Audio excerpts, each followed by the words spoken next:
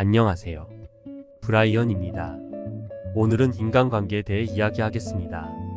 소설가 무라카미 하루키가 작가로 데뷔하기 전 작은 레스토랑을 경영했다는 사실은 잘 알려지지 않았습니다.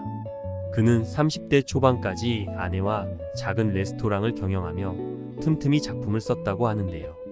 낮에는 커피와 간단한 샌드위치, 밤에는 술과 안주, 음악이 있는 가게였다고 하는데 작가로 등단하기 전까지는 꽤 장사가 잘 되었다고 합니다. 당시 오죽하면 전업소설가가 된다고 했을 때 주위에서 잘 나가는 가게를 왜 그만두냐고 화를 냈을 정도였다고 합니다. 카운터를 지키는 하루키의 모습이 잘 상상이 되지 않는 건 저만일까요?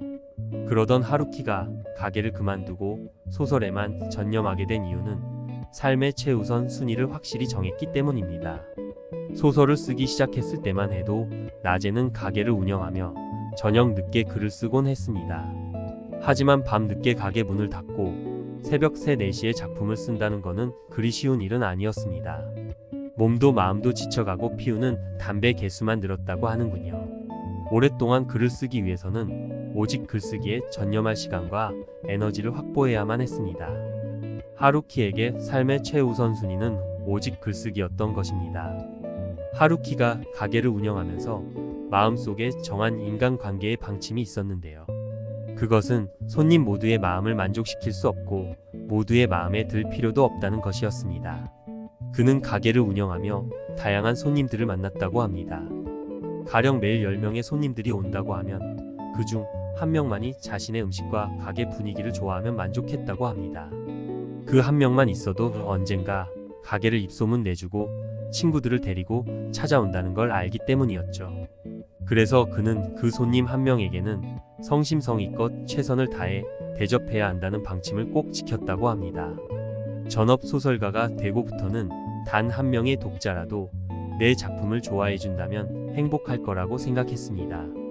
실제 소설가가 되고 나서 매번 찾아오는 손님을 신경 쓸 필요 없이 비록 만나지는 못했지만 자신의 작품을 기다리는 수많은 독자들이 있다는 생각에 마음이 편해졌다고 하네요.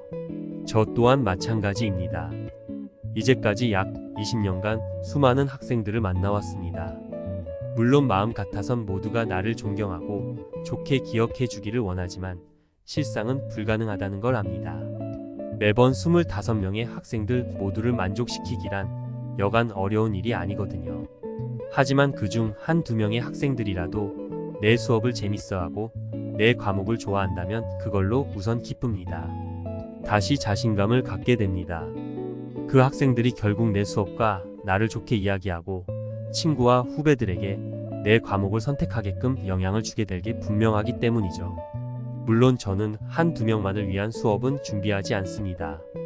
모두에게 소중한 50분이라는 시간을 알차고 의미 있게 만들기 위해 수업 준비를 최우선으로 삼습니다. 교육과정의 경우에도 똑같습니다.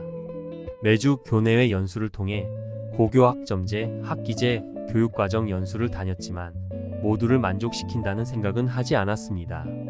사람은 새로운 걸 쉽게 받아들이지 못하는 걸 잘 알기 때문입니다.